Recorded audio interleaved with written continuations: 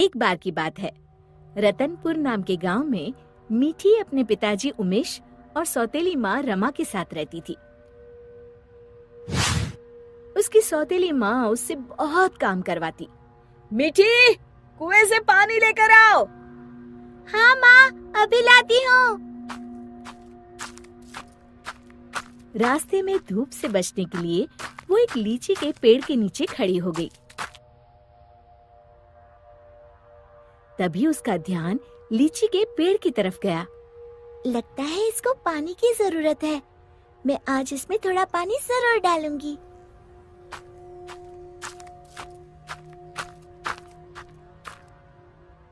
लौटते समय मीठी अपने घड़े से थोड़ा पानी लीची के पेड़ में डाल देती है। अब ये उसका रोज का नियम हो गया। जाते समय थोड़ी देर रुकती और आते समय थोड़ा पानी उसमें डाल देती। उसी पेड़ में एक चुड़ैल रहती थी। इतना ठंडा और मीठा पानी बड़े दिनों के बाद मिला है। एक दिन चुड़ैल ने सोचा, क्यों ना इस लड़की को दोस्त बनाया जाए। बहुत दिनों से मैंने कोई इंसान नहीं खाया। और वो मीठी की हम उम्र लड़की का रूप बनाकर कुएं पर बैठ गई। क्या नाम है तुम्हारा? मीठी। और तुम्हारा? अम्बी। अम्बी? अम्बी तो खट्टी होती है। तुम मीठी और मैं खट्टी, मतलब मीठी खट्टी। नहीं, मीठी खट्टी नहीं, मीठी अम्बी। दोनों खिलखिलाकर हंसने लगती है। अरे, मुझे तो तुमसे बातें करके बड़ी देर हो गई। और जल्दी से घड़ा लेकर घर के लिए चल दी। थोड़ा सा पानी उसने लीची के पेड़ में भी डाल दिया। चुड़ैल बहुत दिनों से अकेली रह रही थी। उसे मीठी का साथ अच्छा लगा।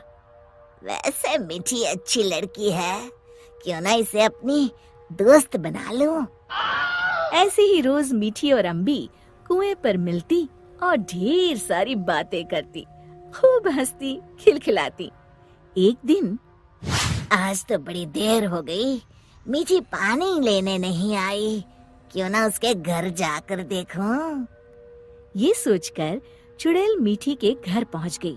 वहाँ उसने देखा, मीठी, अभी तक तुमने बर्तन नहीं धोए और पानी भी नहीं लाई।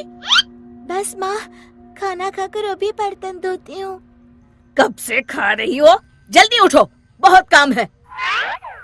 खाना खाकर मीठी बर्तन धोने लगी। आज मैंने लीची के पेड़ में पानी भी नहीं डाला और ना ही अपनी दोस्त से मिल पाई।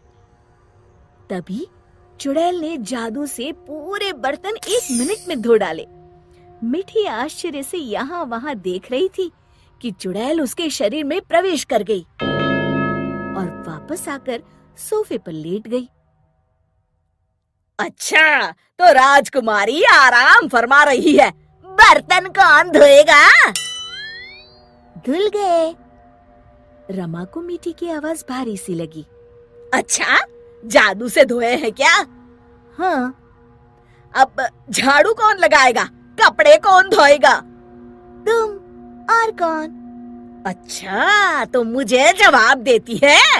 ये कहते हुए रमा ने मीठी का हाथ पकड़कर झकझोर दिया। पर मीठी रोज की तरह रोई नहीं, तो रमा को और तेज गुस्सा आ गया। मारने के लिए आगे बढ़ी ही थी कि मीठी ने उसका हाथ पकड़कर गोल घुमाकर छोड़ दिया।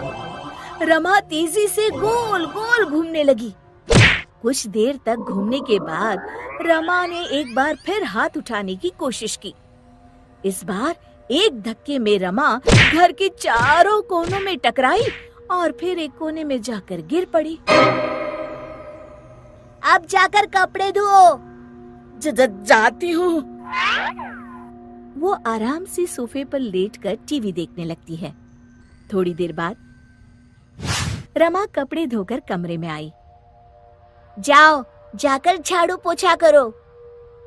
रमा कुछ बोलने ही वाली थी कि मीठी की लाल लाल आंखें देखकर डर गई। लगाती हूँ, अभी झाड़ू लगाती हूँ। इतने में मीठी के पिताजी आते हैं। उन्होंने पहले कभी रमा को काम करते हुए नहीं देखा था। रमा, तुम काम क्यों कर रही हो? मीठी कहाँ है? रमा जोर जोर से रोने लगी और उंगली से इशारा किया जहां मीठी आराम से लेटी हुई थी। मीठी, मैं क्या देख रहा हूँ? मीठी के पिताजी उसका हाथ पकड़कर उसे उठाते हैं, पर मीठी को देखकर बुरी तरह डर जाते हैं और पीछे हट जाते हैं। ये देखकर मीठी के शरीर में घुसी चुड़ैल जोर जोर से हंसती है।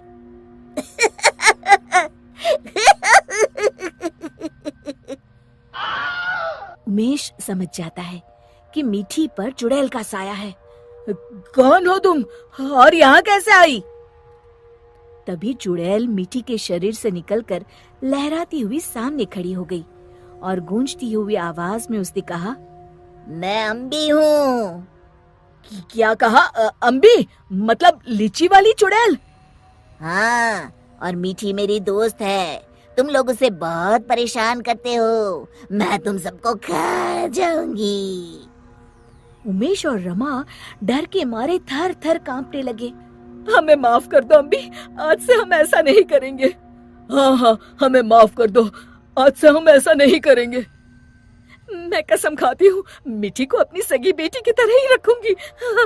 नहीं, तुम सब झूठे हो। अम्बी को बहुत गुस्सा देखकर मीठी बोली, नहीं नहीं अम्बी, तुम मेरी अच्छी दोस्त हो ना। मेरे माँ पिताजी को कुछ मत करो। नहीं, इन्हें सबक मिलना जरूरी है। तुम्हें मेरी कसम। ठीक है, अभी छोड़ देती हूँ, लेकिन जब भी तुम्हें मेरी जरूरत हो मुझे बुलाना, मैं फौरन आ जाऊंगी। और फिर उस दिन के बाद से रमा ने कभी मीठी को तंग नहीं किया। शिक्षा: हमें किसी के भोलेपन या मजबूरी का नाजायज फायदा नहीं उठाना चाहिए।